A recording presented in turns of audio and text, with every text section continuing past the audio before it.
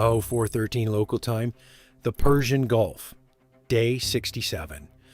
Right now, as you're watching this, a B-2 Spirit stealth bomber is holding a racetrack pattern at 40,000 feet over the Gulf of Oman. In its weapons bay sit two GBU-57 massive ordnance penetrators, 30,000 pounds each, engineered to punch through 60 meters of reinforced concrete before detonating. The targeting computer has 12 facilities loaded into the strike package, 12 Iranian power plants, coordinates locked, approach vectors planned, authorization withheld. Another night. The bombs stay in the bay, not delayed, not rerouted, withheld, deliberately hour by hour, since the campaign began on February 28, 2026. The United States Air Force, operating the most precise strike capability in the history of warfare, has chosen not to fire. The answer isn't fear, weakness, or hesitation. The answer is an equation, 3 variables. And until they converge, the lights stay on in Tehran. The Iranian electrical grid sits in a geography that is uniquely vulnerable to American air power. Over 80% of national generation flows through 12 facilities concentrated in 3 corridors. The southern thermal cluster around Bandar Abbas, the central corridor running from Isfahan through Yazd, the northern industrial belt around Tehran and Converge. For context, that is fewer aim points than a single B-2 bomber can service in one sortie. The bombers are in range. Diego Garcia hosts the long-range strike package, fueled and briefed every 12 hours. Carrier aviation operating from the Gulf of Oman puts every coastal power plant inside a 30-minute strike window. Submarine-launched Tomahawks add another 154 cruise missiles to the equation, each accurate to within 10 meters. The 12 aim points carry redundant strike assignments: primary platform, secondary platform, contingency platform. The technical picture is unambiguous. The grid could be dark by sunrise. Here's where most viewers assume the Pentagon is just waiting for political authorization. It's not that simple. Not even close. A power plant looks like a clean target from above. Cooling towers, a turbine hall, a switchyard.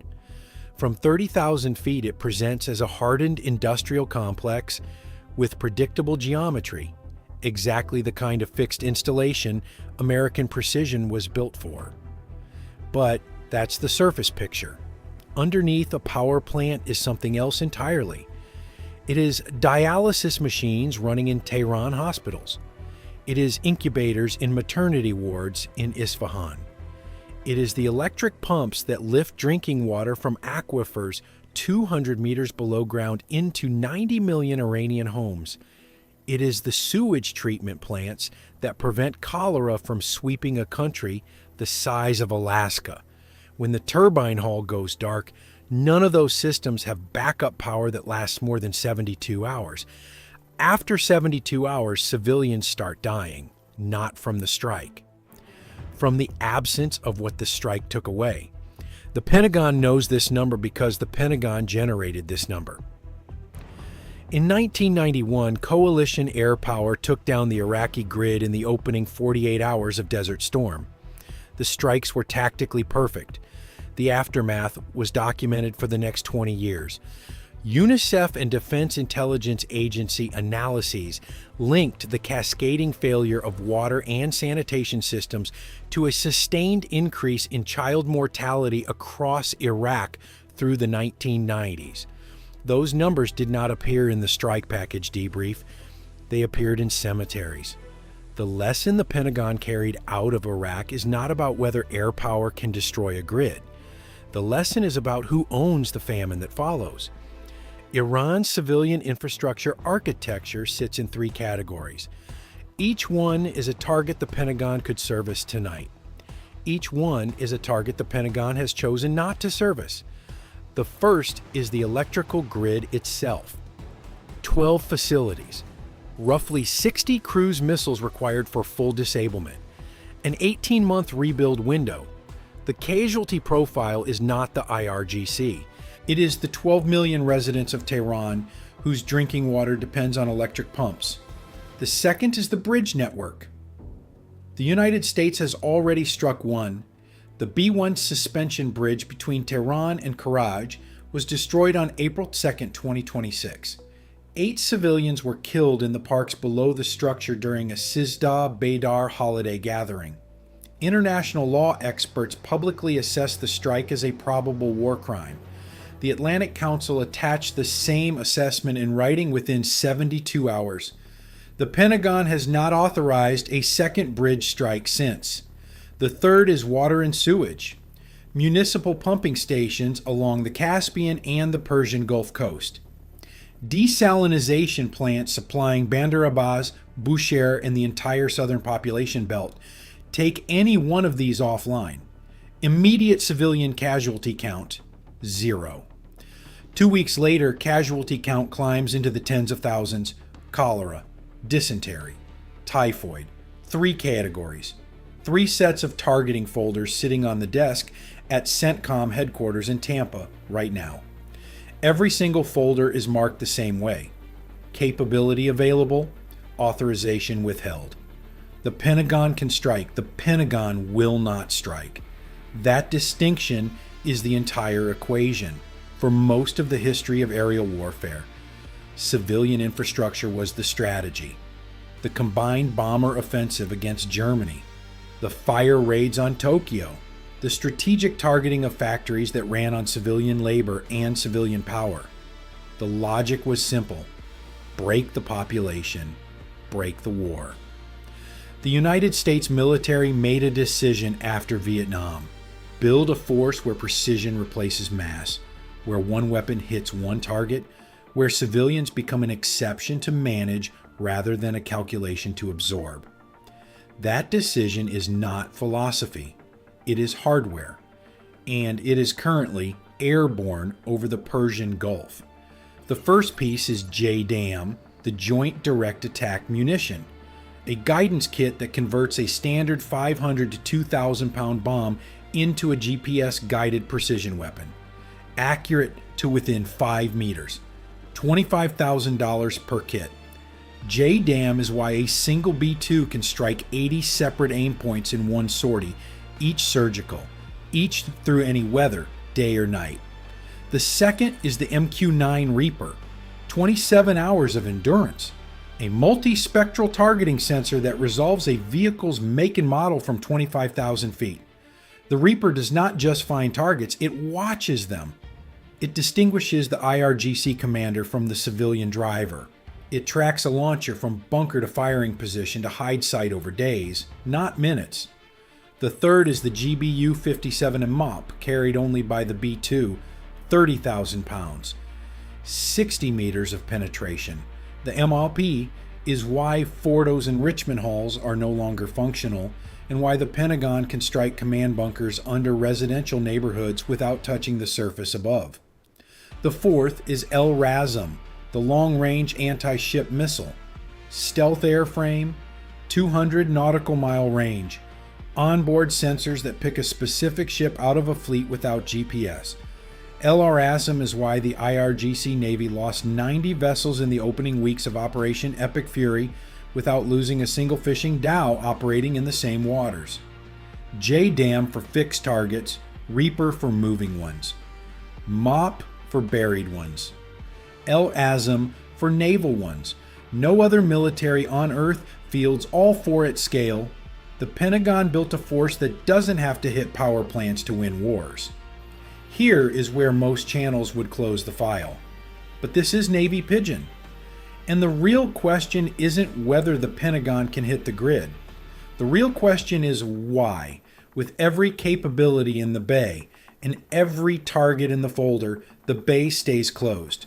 The answer involves 3 variables. They are sitting on a JAG officer's desk at this exact moment. They are the reason the strike package gets briefed every morning and stood down every night. The first variable is legal exposure. Under the Geneva Conventions, the targeting of objects indispensable to civilian survival is prohibited. Power plants supplying hospitals fall in. Water treatment plants fall in.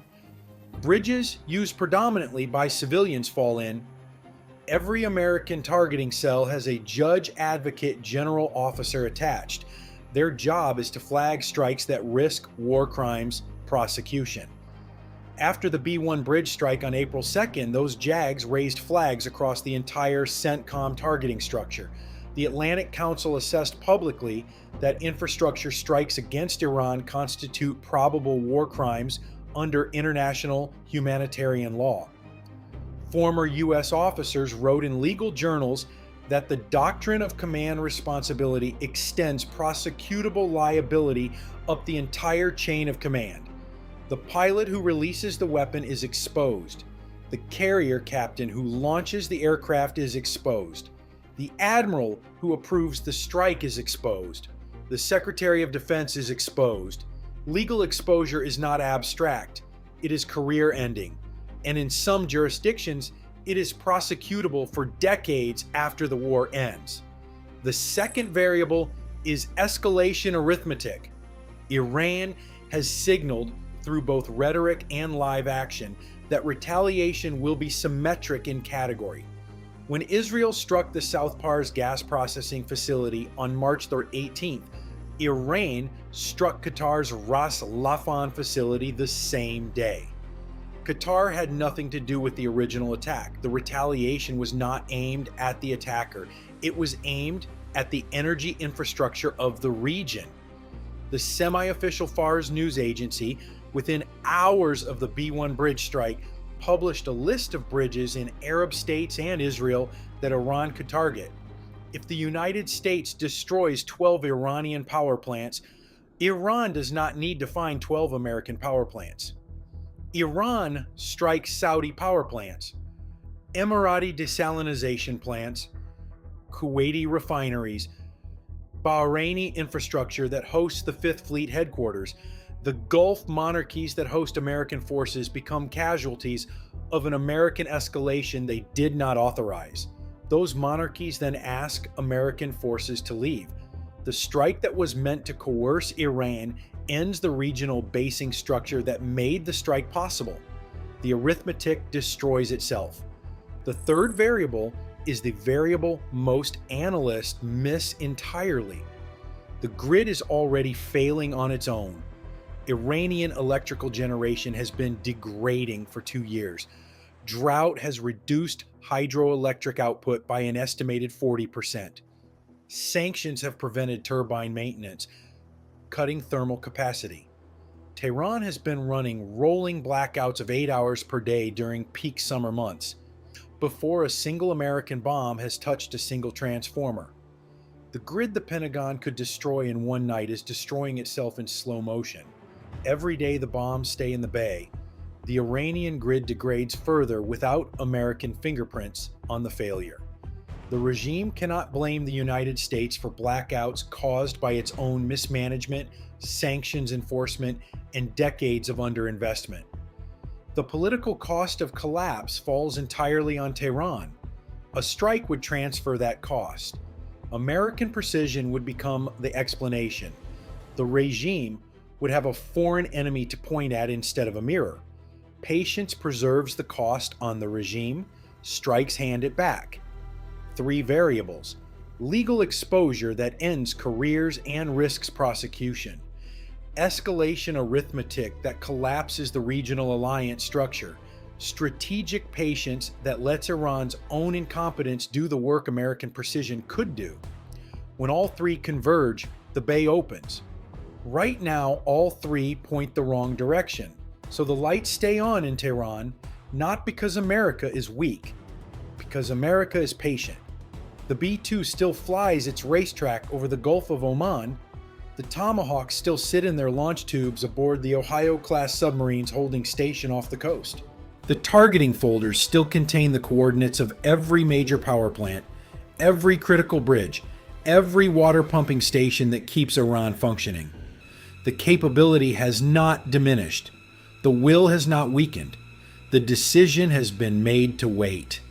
Because the Pentagon learned in Iraq that destroying a grid is the easy 48 hours and losing the next 20 years. The Pentagon learned at the B-1 bridge that one strike, one mistake, one holiday celebration in a park beneath a target can produce footage that ends a war effort faster than any Iranian counterstrike. So the missiles stay in the bay, the carriers patrol, the reapers watch. The grid degrades on its own timetable. Every day the power plants stand, the Pentagon preserves three things at once: legal cover for its commanders, alliance structure with its Gulf partners, political ownership of failure that belongs entirely to Tehran. The Air Force can dominate the sky over Iran. It can strike fixed targets, moving targets, buried targets, and naval targets with a precision no other military possesses. That is not in question, but aerial dominance alone cannot win a war that is being fought on three battlefields simultaneously: the military battlefield, the legal battlefield, and the diplomatic battlefield. Iran's strategy was never to defeat American air power in the air. It was to make every American strike politically expensive enough that the strikes stop coming. Civilian casualties, holiday parks, schoolgirls in Manab, the Pasteur Institute. Each one is footage. Each one is a war crimes referral. Each one is a Gulf monarchy quietly asking the embassy how long the basing rights agreement runs. Every layer of Iran's strategy points at the same target: not American capability, but American restraint. That is not a problem the Air Force can solve from a cockpit. That is a problem the National Command Authority solves from a desk in Washington, with a JAG officer reading over one shoulder and a State Department briefer reading over the other. And that is exactly why the most precise Air Force in human history is currently watching 12 power plants stand untouched, because the Pentagon, for all its capability, knows that the strike that ends a grid in one night can end a peace for 30 years. The question isn't whether the Air Force can take down the Iranian grid before sunrise. It can.